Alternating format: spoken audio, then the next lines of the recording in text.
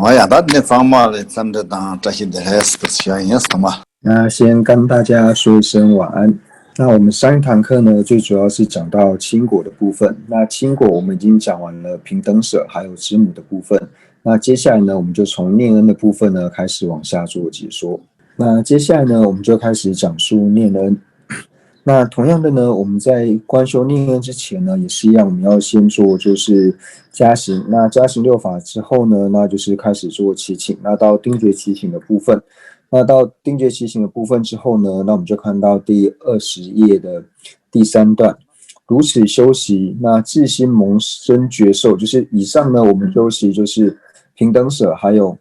知母之后呢，如果说内心已经升起了就是知母的觉受之后呢，那就可以开始修习念恩。所以讲到说自心萌生觉受即修念恩。那同样的呢，就是刚刚所讲述到的，就是加行六法先做好之后呢，那就观修，就是体性是我们上师的。体性是我们的上师，那外相现释迦牟尼佛本尊的这个相貌呢，那它正在我们的头顶上安住。那这样观想之后呢，就思维到说，我们把今生的母亲，那观想今生母亲的容颜呢，并不是母亲年轻时候的相状，而是呢年岁老迈的外相呢，然后在我们的面前呢，就是清楚的显现，然后做这样子的缘念。那为什么要去观修？就是母亲年老的相状，而不是母亲年轻时的相状呢？因为这样对我们升起念恩的心呢，就会较快速升起的缘故，所以要观想呢，就是母亲年迈的这个外相呢，在我们的眼前清楚的显现。那观修今世的母亲呢，在我面前清楚显现之后呢，那接下来就开始思维说，就是我今生的母亲呢，她不仅仅是在今世，乃至于说呢，她在无始以来呢，她也当过我的母亲呢，就已经不计其数了。那尤其呢是在今生的时候呢，在最初呢就是胎中，那我们知道说我们母亲怀孕之后呢，大概要在胎中9个月还是10个月之后呢才会出生，所以呢在最初呢在胎中呢就是慈悲呢呵护着我，那出生之后呢就把我呢置于软垫之上，那食指顶上呢摇抱，就是呢把我们抱在手中，然后以身上的这个自己的这温暖呢，然后把我们拥抱在怀中，然后呢慈颜笑迎，然后呢喜言故事。那我们小时候呢，因为什么都不会缘故呢，所以我们擦拭鼻涕，乃至于说我们的这些不净呢，那母亲呢也是用手指呢去净除。那和我们相较起来呢，如果母亲她自己遭受到像这种要舍命的这种痛苦的时候呢，那以这种痛苦相比起来呢，她对于我说，乃至说我获得一点点小小的病痛，那母亲她的痛苦呢，比她自己还像舍命般呢还要来得剧烈，而且呢，她可以不顾及母亲她自己的罪苦呢，还有她任何的恶名以及性命呢，然后呢，她把她所有辛劳呢所获得的这些饮食财物呢，然后全部都是慈爱的赐予给我，所以从这边呢就去思维到说，今生母亲呢，那她对我们的这些恩德。那主要呢，就是把母亲呢，就是观想为就是年老的这种外相，然后来做思维。那这样做观修之后呢，那我们可以说呢，就是母亲呢，她观待于呢，就是以她自己的能力范围之内呢，她为我承办的就是无量的利益呢，还有安乐，而且呢，母亲也在她的能力范围之内呢，救护了我呢，让我免除了无量的伤害以及痛苦。如此想来呢，就是着实深恩浩大，所以就一一呢去思维说，今生母亲呢，她对我的这些恩德，然后呢，由此呢，对于说今生的母亲呢，升起了念恩的心。那透由这样修习之后呢，如果说我们的内心呢产生了觉受之后呢，那就把所缘呢，就是转为是今生的父亲，然后呢，还有其他呢，就是和我们比较亲近的这些亲人或是朋友等等，这些亲友等等。那该如何去修习呢？同样的呢，观修父亲的时候呢，我们就清楚呢显现的就是今生父亲呢他的相貌，然后呢去做思维，就想要说呢，今生的父亲呢，他在无始生死以来呢，他也曾经呢做过我的母亲呢，而且是不计其数的。那他当我母亲的时候呢，就如同今生的母亲一样呢，今生母亲如何呵护我一样呢？那过去式呢，父亲在当我母亲的时候呢，他也是一样呵护着我，然后如是呢去思维说他的恩德，然后从内心呢升起念恩的心。那透由这样修习之后呢，那升起觉受之后，那就把所缘呢改为说原为一切的友情，一切中庸的这些友情，就是非亲人也是非仇敌的这些友情，然后观修中庸的这些友情，然后同样呢去思维说眼前的这些中庸的友情呢，它也是从无始以来呢，然后也是做过我的母亲。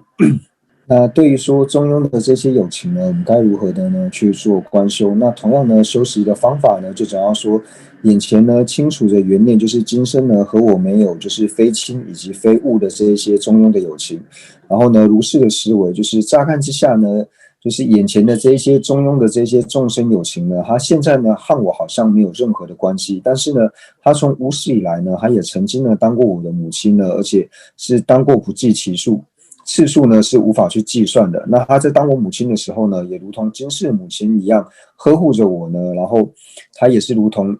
今生母亲一样呵护着我，然后他对我呢也是深恩浩大。那接下来呢，如果说我们对于说一切的，就是和我们是今生无关的这些中庸的友情呢，就是如观修完之后，内心能够升起觉受以后呢，那接下来呢就是去观修怨敌。那观修的方式呢，同样的呢，我们清楚的缘念呢，就是今生呢，就是我们的这些敌人的这种外相，然后呢，内心呢该如何的去做思维呢？就想到说，为什么现在我会把它指为是怨敌呢？那事实上呢，从无始生死以来呢，他曾经呢也当过我的母亲，不计其数。那他在当我母亲的时候呢，他也同样的呢承办了我无边的利益呢，还有安乐。同样呢，他也救护了呢我无边的伤害以及痛苦。那尤其是呢，如果说在过去的时候呢，我如果缺少他的话呢，我是无法获得少许的这种安乐的。那同样的呢，他缺少了我之后呢，他也无法获得少许的安乐。所以他和我呢彼此的心呢，曾经不计其数的呢，就是我们是非常的心意相通的。那现在呢，为什么会变成说把他指为仇敌呢？最主要呢，是因为说恶业的缘故。因为恶业的缘故呢，所以呢，我才会把他视为是敌人。所以实际上呢，应观想说，他实际上呢，就如同和我的母亲一样，他是对我呢具有无尽的这种恩德的。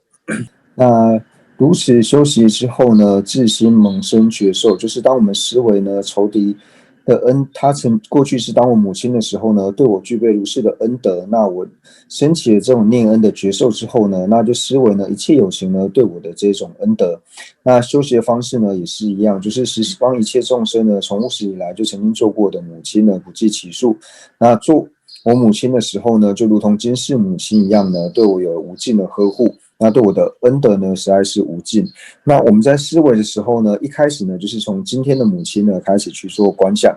先观想自己的母亲，然后呢，自己今生的母亲呢，她所显现呢，就是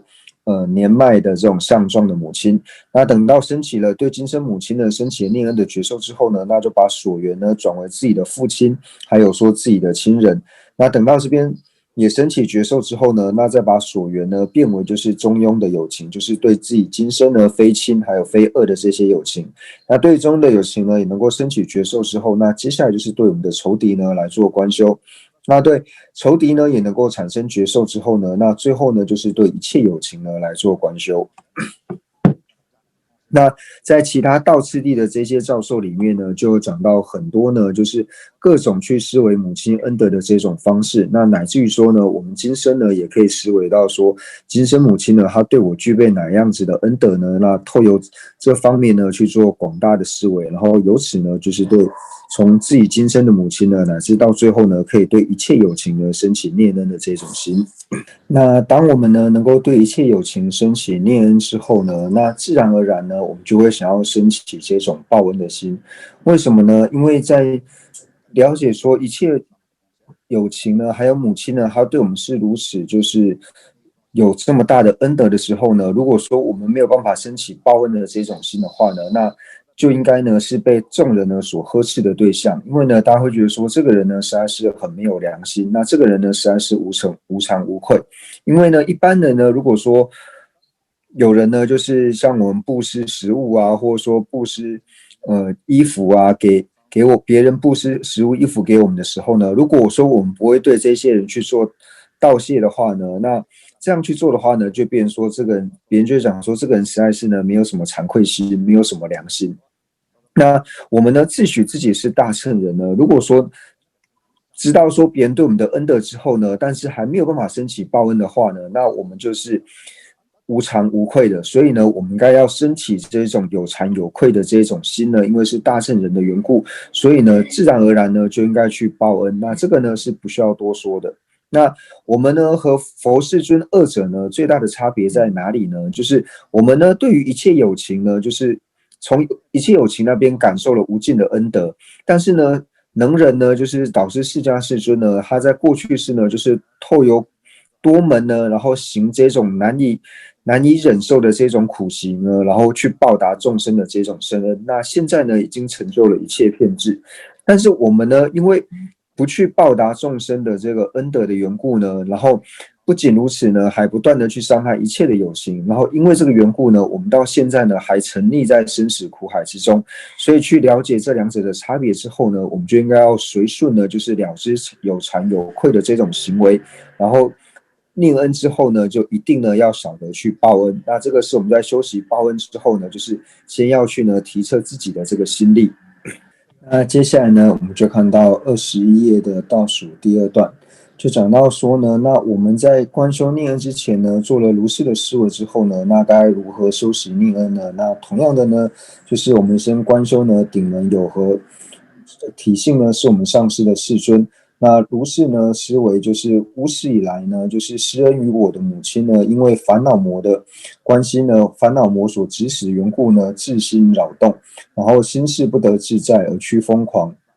远离了真善身及决定胜的慧见之眼，然后呢，失去善知识的引导迷茫，然后每一刹那呢，都为恶作呢而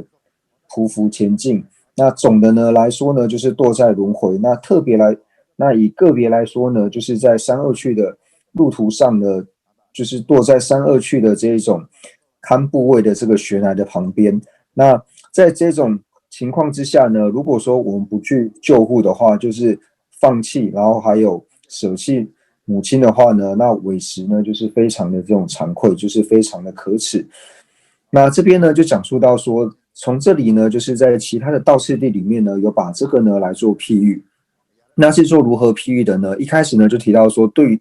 于自己呢有大恩德的这个老母亲呢，那如果说我们的母亲年纪很大的时候呢，如果说她的眼睛呢是完整的时候，就她眼睛还看得很清楚的话，然后呢也能够走路的话，但是呢她的眼睛呢是失明的，所以呢就变得很危险。那如果说他眼睛是失明的呢，但是如果说有一个人呢能够为他作为导盲的话呢，那他还是可以依着这个为他导盲的人呢，跟着这个导盲的人去行走，但是呢他也没有导盲的这个人。那如果说呢没有为他引路的这个导盲的这个人呢，如果说他的心智呢就是很健全，他的心并不是这种疯疯癫癫有癫狂的状况的话呢，那他也可以一步一步的呢摸索而行。但是呢，他就是却被这种就是烦恼的这种邪魔呢所迷惑。那如果说呢，他本身呢是疯狂的，但是呢，他所走的，他每一步呢就是走的都很稳健的话呢，那这样子也还好。但是呢，他走的每一步路呢都是踉踉跄跄的，就是没有办法很完整的去做行走。那如果说呢，他踉踉跄跄的在行走，那也没有关系。但是他行走如果是在平坦的这种地方的话呢，那也还好。但是呢，他又是在悬崖旁边行走的话呢，那这个呢就变得非常的危险。那以这个呢，然后来做譬喻，那是怎么做譬喻呢？一开始呢就讲到说，就是我们在安乐道论的倒数第二段呢，就21页的倒数第二段呢，就是一开始呢就讲到说，无始以来呢，施恩于我的母亲，因烦恼魔使自心扰动，心是不得自在而趋疯狂。就是我们刚讲的呢，就是母亲呢，她如果是属于这种疯狂状况的话，那如果说你疯狂呢就算了，但是呢，你步履要是很稳健的话呢，也不会有太大的障碍。但是呢，除了疯狂之外呢，他又远离了就是真上圣以及决定胜的慧见之眼，就是说他除了疯狂之外呢，他又呢不具备，他的眼睛呢又失明。那眼睛失明之外呢，那如果说他能够每一步呢都走得很安稳，那也没有关系。那偏偏呢他就是走路呢就是踉踉跄跄的，所以呢这边就讲到说呢，他的每一个刹那呢，都是因为恶作的这种行为呢，然后而变得踉踉跄跄的，是要朝善的方面而走呢，都是踉跄而行。那最后面呢，就讲到说呢，就是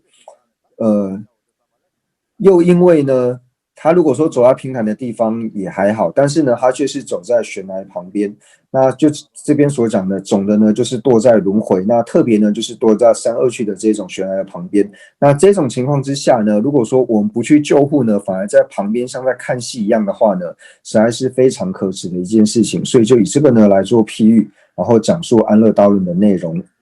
那我们这边呢，就是把刚刚呢就是譬喻的地方呢再重新讲述一遍。那我们这里呢就讲到说，譬喻呢就提到说，母亲呢她如果呢就是有眼睛，就是年迈的母亲呢，她如果有眼睛的，那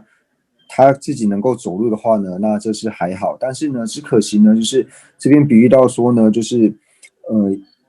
一切呢就是如同老母的友情呢，那她的眼睛呢是失明的。那如果说她的眼睛是失明的呢，但是有一个导盲的人呢，可以带他走的话呢，那也还好。但是呢，他也没有这个引路的导盲的人。那如果说没有引路导盲的这个人的话呢，但是如果说他本心的心智呢是健全的话，但是也还好。但是呢，他的心智呢就是有一点就是癫狂，有点疯癫这个样子的话呢，那就变得比较危险。但如果说你是疯癫的话呢，但是你走路是很稳健的话呢，那也还好。但是偏偏呢，他走路就是没有办法走得很安稳。那如果说呢，你走路走得不安稳呢，但是你如果走在这种平坦的地方呢，那也还好，因为当你跌倒的时候呢，你可以再爬起来呢，就是慢慢的就是往前而行，不会突然遭到不幸。但是呢，你却是在悬崖边走路的话呢，那这个样子呢就变得非常的危险。那这边呢就讲述到说呢，透由上述这个譬喻来说的话呢，就是指到说没有眼睛的这个一切有情呢，指的是说呢，就是失去了就是辨别如何获得真上身以及决定胜的这个慧眼。那如果说我们失去了真上身跟决定胜的这个慧眼的话呢，那如果说有一个能够引导我们的善知识的话，如同导盲者一般的善知识的话呢，那我们呢也是可以往前行。但是呢，又没有这个善知识呢来引导我们。那没有善知识引导我们呢，如果说我们自己的心呢，就是健全的心，不会被烦恼呢所煽动的话呢，那也还好。但是偏偏呢，就是我们的心智呢，就是为烦恼呢所蒙蔽。那为烦恼所蒙蔽之后呢，那就对于说这些善恶的这些取舍呢，就会变得很不清楚，所以往往呢会想趋向于善呢，但是也很困难，会踉踉跄跄，反而是趋向于恶呢更多。那趋向于恶更多的时候呢，那我们走的路如果说是平坦的向善去的路而行的话呢，那也还好。但是只可惜呢，我们是处于呢在总的轮回的痛苦以及个别呢三恶趣的这种痛苦边呢，在这边流转，所以这个时候呢就变得非常的危险。那我们曾经作为就是曾经当人家为人子的这种小孩呢，看到这种情况之后呢，不应该对这些如母有情呢无动于衷，然后呢，好像在看戏一样，你掉下去呢，好像我也可以悠悠哉哉看戏。那这样子的话呢，这个人呢，就是我们所说的，就是他就没有任何的这种惭愧，他就变成无惭无愧，就是很恶劣的这种人。所以这个时候呢，想到这边之后呢，就是想到说，无论如何呢，我都要去报答呢，就是这些如同老母一般的这些一切有情呢，他的恩德呢，我都要好好的呢去做回报。那想到这边之后呢，如果说我们想要去回报一切如母有情的这种恩德，但是去回报的时候呢，我们只是以少许的这种有漏的这种安乐的话呢，那不仅仅呢它的利益呢是很微小的，而且呢它反而可能会成为说一些重大伤害的这一种因。所以对于这些如母有情呢，他如果说自己能够希求圆满，那但是呢，他无论说他有多好的聪明才智，那他努力的呢去争取这些自己想要获得的圆满呢，但是我们可以知道说，轮回的这种安乐呢，不管你怎么样做呢，他都不可能获得的，因为轮回里面是没有安乐，所以你不可能获得就近的轮回的这种富乐的。而且呢，你知道说轮回的这些安乐呢，一切皆是欺狂。那我们就是因为不了解轮回的这种利益以及伤害，以及轮回的这些过失，然后所以不知道去除这些伤害的方便是什么。那我呢，因为跟随善知识的缘故，所以稍微了解到说这些杂染的过失以及这些清净的功德，然后呢，不会像说什么都不了解的这些愚人一样呢，不知道该如何去做，而被眼前的这些轮回的安乐呢所欺骗。所以呢，我一定要升起一个真正能够利益一切如母有情的一种能够报答他们，让他们获得永久利益的这种报恩的心，然后要做这种方式呢去做思维。所以报恩最好的方式呢，就是希望说一切的有情呢都能够获得一切遍智的果位。那还有一种呢，就是思维，就是念恩的方式呢，就是我们思维到说呢，就是一切如母有情呢，他对我的恩德。那思维到这个恩德之后呢，那如果说我们了解到说，就是这个母亲呢，她如果是在就是这个河边呢行走的时候，但你知道说这条河呢，它其实上游呢就是已经在泄洪了，所以马上呢这个河流里面的水呢就会泛滥出来。那这个时候呢，你已经知道说母亲呢她可能会被水淹没的这种痛苦的时候呢，但是呢，你身为他的孩子呢，你还在旁边呢，不去给予他救护，然后呢，在旁边呢，就是看到他在河堤旁边这样走，而不去救他的话呢，那我们知道说这种呢，就是会被人说你完全呢就是忘恩负义，不知道呢去好好的去对你的母亲，所以这个时候呢，我们就要去思维到说，这个水呢，就如同是轮回的这一种大海水一样。有可能被轮回的这个海浪呢给卷走，或是轮回的大水呢给冲走的时候，那这个时候呢，我们就要升起一个能够去救护我们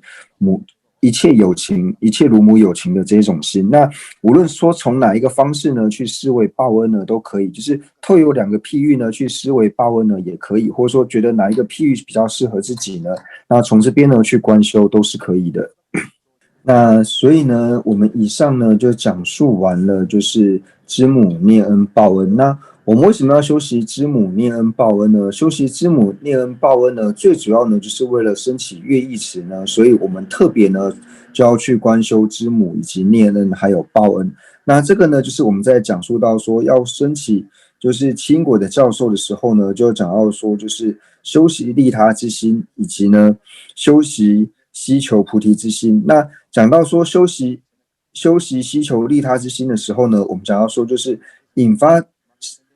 发升起此心所依。那引发升起此心，就是说引发升起修习利他心的所依是什么呢？就是要透由修习知母念恩还有报恩呢，所以这三者呢是属于引发升起此心的所依。那有了这三者心之后呢，正发起升起就是希求利他的心的时候呢，就是从乐义慈开始。那在修习知母念恩报恩之前呢，就是我们要对一切有情呢，就是要观修一切有情是平等的，因为只有把一切有情观为平等之后呢，我们才能够对一切有情升起知母的心。所以在修知母之前呢，我们要先去观修平等舍。那这就是之前的次第。那接下来呢，就讲说正发此心，那就从修习乐义慈开始讲述。所以呢，我们修习了念恩之后呢，就是有讲到说，就是因此呢，我需报恩，然后呢，应将一切如母有情从轮回的痛苦中救拔出来，安置于解脱之乐。那接下来呢，也是同样的，我们就是观修，就是降至甘露的部分。那接下来呢，讲完了修习报恩之后呢，那接下来就是讲到说，那如何呢去修习慈心？那接下来我们看到21页的最后一段。那如何修习慈心的道理呢？就原念说呢，就是一个就是如同和自己母亲一样呢，就是对自己呢有最深呵护的这样子的人呢，然后去思维到他，然后思维这个友情呢，这个对我最好的这个人呢，他哪里有获得什么无漏的快乐呢？然后不要说是无漏的快乐，他即使是有漏的安乐呢，他其实呢也并不是，他也没有获得这种最舒适的这种有漏的安乐。那现在呢，对于说如母有情来说呢，他自己以为的这种安乐呢，最后呢，他也是呢会转变为苦的。他虽然呢希求安乐，然后呢，他也是勤劳的呢去寻求他所想要的安乐，但是这些呢，到后来呢，都只是成为就是堕落于三恶趣的这种苦因。那今世所做的呢，不过呢就是烦劳困苦，就是仅仅呢是这种无意义的这种辛劳，以及呢各种的这种劳苦之外呢，根本没有任何真实的安乐可言。所以呢，如果呢他能够具足乐，他能够获得安乐，还有他能够具得安乐的因呢，那该有多好。所以呢，我祈愿呢，一切有情呢都能够具足安乐以及安乐的因。那我呢，当令他们具足安乐以及安乐的因。那如此的这种修持呢，起行就是上师，就是顶门的上师佛的加持呢，那做精致甘露的这种观修。那接下来呢，我们就是看到第22页的第2段，就讲说，如果呢，我们对于母亲呢能够升起就是这种乐意持的这种修法之后呢，那如果升起觉受之后呢，那就将所缘呢原为父亲，还有我们的这些亲人。那这边也修习纯熟之后呢，那就把所缘呢转为中庸的有情。那中庸的有情呢也修习熟练之后呢，那最后呢转为怨敌。那怨敌也修习的熟练之后呢，最后把所缘呢转为一切的有情，然后做如是的这种观修的方法。那一般呢，我们在讲述到说，就是该如何报恩的时候呢，那虽然说报恩的方式呢有非常的多种，但是呢，我们如果把报恩的方式呢，就是收摄起来呢，就是总的来说可以归类为就是离苦还有得乐呢这两者，就是报答一切如母有情。就是呢，报答呢一切如母有情生恩的方式呢有很多种，那最主要呢就是可以归类为就是离苦呢还有得乐这2种。那一切如母有情呢，就是他们呢其实呢是没有获得真正的安乐的，因为呢除了就是大部分的三恶趣呢所显现的一切景象之外呢，那这些呢所显现出来的这些呢，他们所感受呢都是无尽的这种痛苦，他们没有任何快乐的这种机会。那假使呢身在善趣的话呢，那同样的呢，他们根本呢就感受不到无漏的这种快乐。他们现在自以为的这种安乐呢，其实呢都是将来呢都是会毁坏的。那除了说为了感受到这种只有痛苦的坏苦，只有痛苦的苦苦之外呢，那他们所感受到的这种乐受呢，其实也都是会变为苦的坏苦。那或者说呢，一切痛苦所依的这种行苦，所以能够承办呢乐因的人呢是非常的罕见。那对于说希求解脱的这种人呢，那更是少之又少。那不要说是希求解脱的人，即使呢我们想要承办就是来生的这种真上生的这种善事的友情呢，也是极为的稀少。所以呢，在了解了这一些状况之后呢，所以我希望说呢，一切的乳母的友情呢，它都能够具足安乐以及安乐的因，他能够这样具足安乐的话呢，该有多么的好！而且呢，祈愿他们能够具足安乐以及安乐的因，并且呢，也祈请一切善知识的加持，愿他们都能够具足安乐以及安乐的因，然后可以做这样子的思维。那以上呢，就是对于说我们刚格西呢在笑的原因呢，就是因为说最近呢，就是格西住的地方呢，有很多猴子会跑过去。那刚就是房间外面呢有一只猴子跑来，那有个小朋友就非常的害怕，所以格西在帮他赶猴子。那接下来呢，我们就讲到说，就是我们在观修持心的时候呢，就是虽然说报答一切如母有情生的方式呢，刚讲到说，我们以略的方式来说呢，就是透有离苦得乐的方式呢来做思维。那如果说仔细呢去做思维的话呢，就是我们先思维到我们之前在中士道还有在下士道呢讲到说，我们对于善恶趣的这些有情呢，那其实一切有情呢，它无论是在恶趣或者在善趣也好呢，它的善呢还有它的善因呢都是非常的匮乏的。那在思维这些之后呢，就想到说，想要让一切如母有情呢，让他永远呢，就是不要投身在无暇的这种无暇的地方，然后让他能够获得7种呢上界的功德，然后获得庄严的这种暇满的这种妙身的话呢，那该有多好！然后呢，能够让一切的有情呢，他能够不沾染邪命，然后呢，他所有的食衣住行卧具等一切的生活之具呢，它都能够丰富的，它都能够丰裕充足的话呢，并且它能够遇到呢同心同悦的这种善友的话呢，那该有多好！然后呢，也祈愿说一切的有情呢，它能够获得具象的大善之事呢所摄受，然后呢，生生世世呢不舍离这些大善之事，并且呢闻思修，并且对于三藏戒定慧闻思经律论三藏呢，然后呢不知厌足，然后直至究竟的话呢，这样该有多好！而且呢，一切有情的，就是身语意的三门呢，如果说能够不染着一切的罪一切的垢染，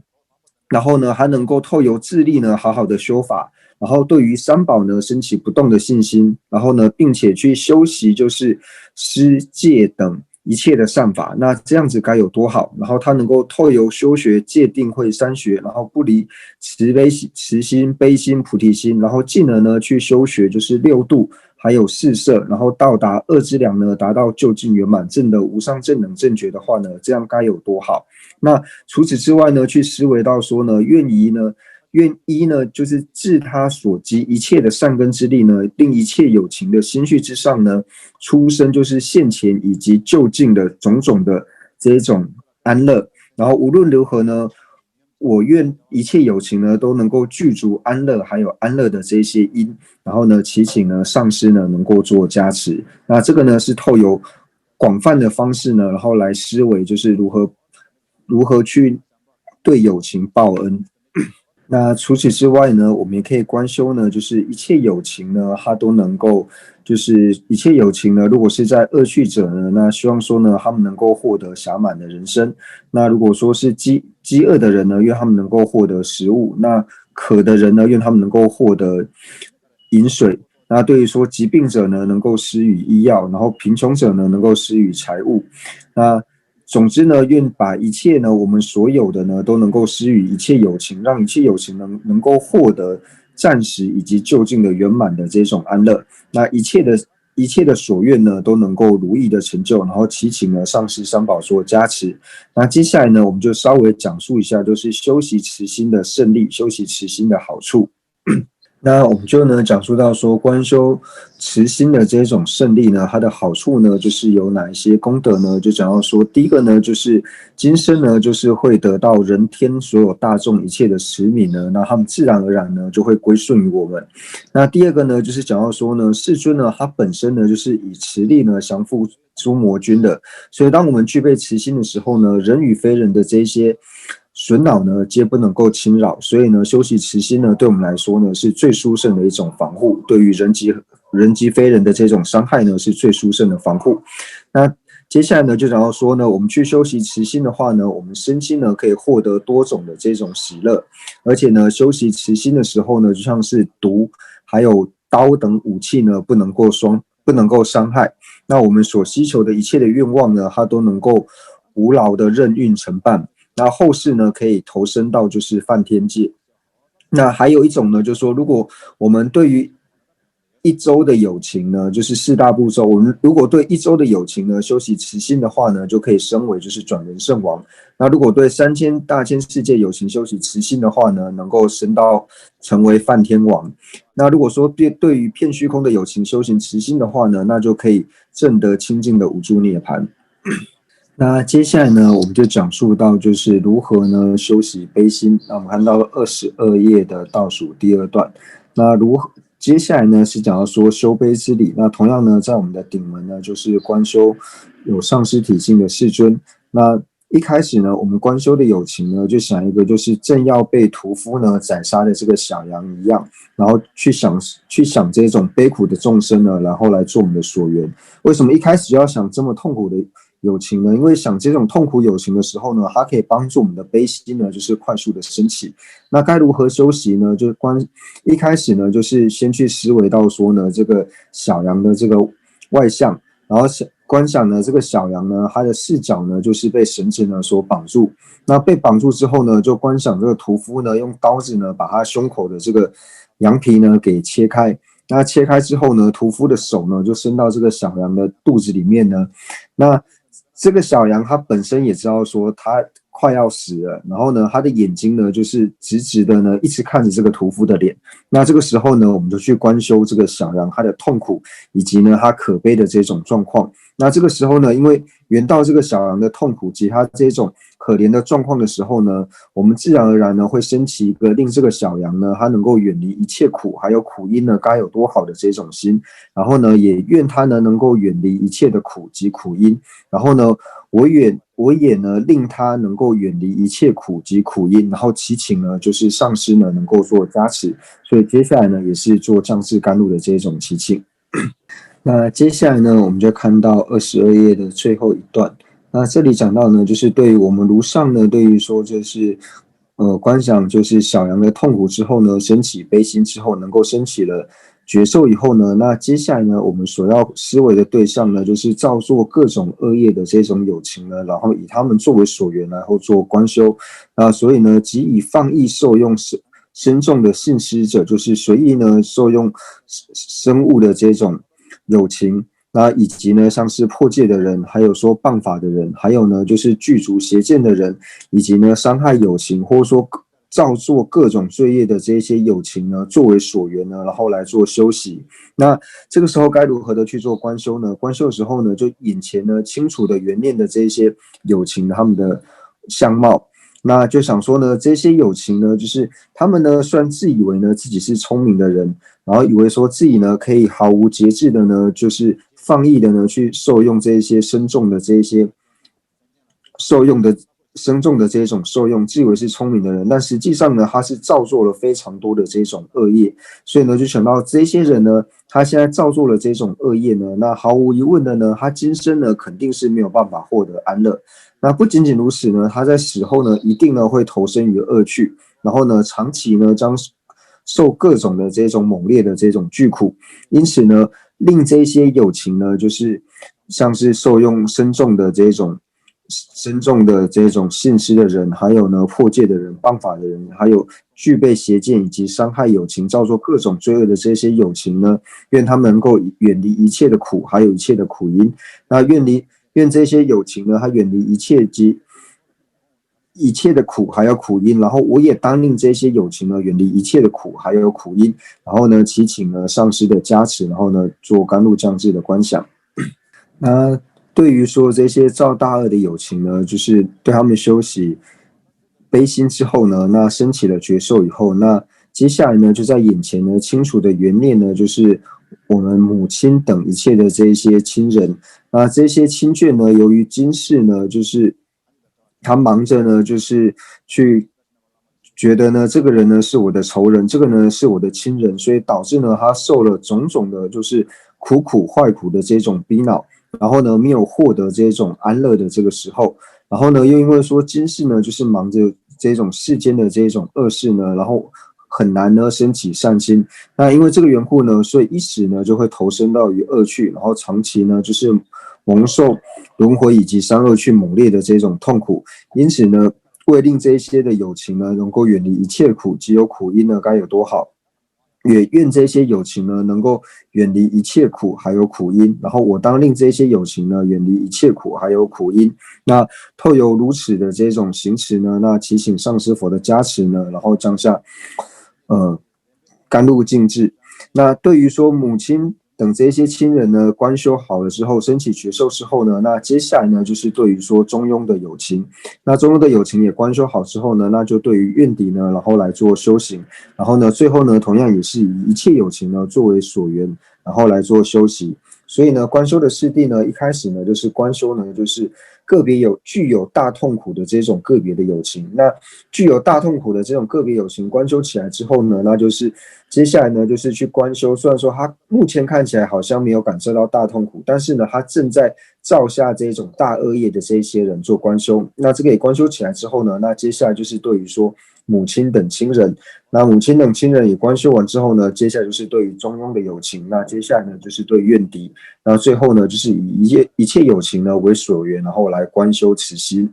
那接下来呢，就是在观修悲心的时候呢，如果说我们能够透由比较详细的方式去做观修的话呢，那它也可以帮助我们呢，就是升起七喜，就是升起悲心。那一开始呢，就讲到说我们所观想的呢，就是讲到的就是我被屠夫呢要抓去屠宰的这个小羊呢，然后来做观修，比较容易现起来。那我们该如何的呢去思维呢？就是一开始呢，先思维这一头羊呢，它因为过去世呢造了恶业的原力呢，所以呢，它今生呢变得就是非常的脆弱而且可怜呢。任何人对他的伤害呢，他都没有能力呢去做报复，而且呢，他虽然投生为羊，但是呢，他没有造下任何的这一种罪过，但是呢，只要碰到人或者说野兽的时候呢，那大部分呢都会想办法呢害死这个小羊。那而且这个小羊呢投生为羊之后呢，他们不知道任何的这种取舍，然后呢时常呢就是处在这种恐怖以及惊惧当中，然后呢每天呢都过着这种恐惧的日子。那当面临死亡的时候呢，死亡来临的时候呢，无论说他如何的挣脱呢，都没有办法逃走，他只能被屠夫呢，就是强迫的拖入到那个屠宰场里面，然后拖到屠宰场之后呢，他没有翅膀呢可以飞走，同样呢还没有地方呢可以逃，然后也没有地方呢可以躲藏，然后同样呢也没有可以救护他的这一种救星呢来帮助他，那他自己呢没有能力呢去做任何的抵抗。那他的四肢呢又被绳索给绑住，完全没有办法动弹。那屠夫呢又会把他压住呢，然后呢把他的嘴巴呢用绳子给绑起来，就是要让他没有办法呼吸。然后呢，他所受的这种痛苦呢是难以去忍受的。那甚至说呢，他想要发出这种痛苦的叫声的这个能力呢都没有。那而且呢，屠夫呢在伤害他的时候呢，在杀他的时候呢，有各式各样。各式各种不同的这种屠宰的方式，有的呢是用刀子呢直接切开它的血管，那有的呢是用剥皮，然后呢让它的骨肉呢就是慢慢的分离。那总之呢，他在临终之时呢，一定感受到这种难以忍受的这种痛苦。那虽然说呢，屠夫呢看到这个小羊的眼神呢，还有看到说他被屠宰的样子，但是无论这个小羊露出怎样的这种表情呢，或是恐惧的这种相状呢，那屠夫呢也都是会残忍的呢将他杀害。那把这个小羊杀死之后呢，他的意识呢会孤独的呢就是飘向于来生，那他的身体呢就变成其他人的这种食物。所以这个想到时候呢，我们想到这个小羊呢是多么的可怜。那如果说希望说这个像乳母有情的这个小羊呢，希望说它能够远离一切的痛苦，那该有多好。然后呢，去做如是的观修。那对这个小羊呢，思维它各种的痛苦呢，然后升起悲心之后呢，那同样的呢，我们就是转移我们的所缘，对于说像是造下了大恶业的这种友情，然后对于说母亲等亲人。那以及呢，就是中庸的友情，那最后呢，就是观修一切友情，就是透由这个次第呢，我们才有办法升起悲心。如果说我们在观修大悲心的时候呢，一开始就是以一切友情作为我们的所缘的话呢，那其实是非常难以升起大悲心的，一定要从个别的友情呢做思维，然后慢慢的进步。那同样的呢，我们除了说对于说小羊呢，做这种观修去思维，然后升起悲心之外呢，那也同样的呢，我们可以如同之前所讲述的，在下士道的时候呢，我们讲述到说三恶趣的痛苦的时候，那如果在下士道的时候呢，有好好思维三恶趣的痛苦的时候呢，那这个时候呢，都可以把那个时候所做的观修呢，然后来帮助我们修习悲心。像观修到地狱有情的痛苦的时候呢，我们就希望说，地狱的有情呢，他感受到怎样的这种寒热的这种痛苦的情况，然后好好思维之后呢，愿地狱的有情能够远离寒热的这种痛苦，然后他们要是能够离开这样的痛苦呢，该有多好等。那同样的呢，观修畜生道的友情的时候呢，我们就可以观想在畜生道的友情呢，它会有彼此呢就是互相互咬互吃的，然后以及说愚痴还有被劳役的这种痛苦。那投身到恶鬼的时候呢，还有饥渴，还有呢恐惧等等的这种痛苦。那投身到人的时候呢，我们就讲述到说呢，就是人呢有生老病死，好像是怨憎会、爱别离、求不得的等等的这种痛苦。那同样的呢，讲到说阿修罗的时候呢，讲到说他们有嫉妒还有斗争的这种痛苦。那玉天呢有感到就是惊怖，然后有被就是大力的这种天人呢驱逐的这种各式各样的痛苦。那上恶界的天人呢，虽然说他没有苦，但是呢他还是有就是没有办法掌握自己死亡，以及说在堕到欲界的时候呢所感受到的这种临终的这种痛苦等等。那在那个时候，中士道跟下士道呢，思维到这种轮回的痛苦的时候呢，那我们可以依次的去思维，然后呢，最后去休息，然后最后就是思维到说呢，希望这些有情呢，他们都离开他们所感受的痛苦，那该有多好？那希望说他们能够远离这些痛苦，那呢，我呢能够令他们远离，然后祈请呢上师诸佛、上师三宝呢能够做加持。那在我们修习完慈心以及悲心之后呢，那就是升起了觉受之后，那接下来呢就是去修习真上意乐。那真上意乐是一种怎样的心呢？就提到说呢，真上意乐它并不仅仅呢只是升起一种发愿，就是希求一切有情呢，希望一切有情都能够离苦得乐的这种心，它并不仅仅是发愿而已。那同样的呢，它也不是只有我们在言辞上面说呢，我要承办一切有情的义利安乐的这种誓言，而是真心的呢去做修习，然后呢去思维到说承办一切如母有情的一切的安乐，还有安乐的因，然后去除一切如母有情痛苦以及痛苦的因。那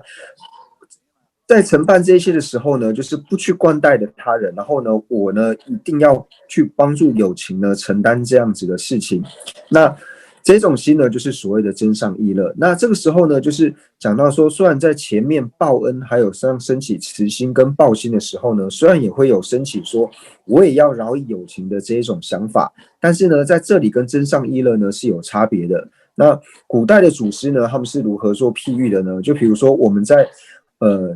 做交易的时候呢，那前面的报恩还有慈心跟悲心呢，就是在做交易的时候呢，升起了就是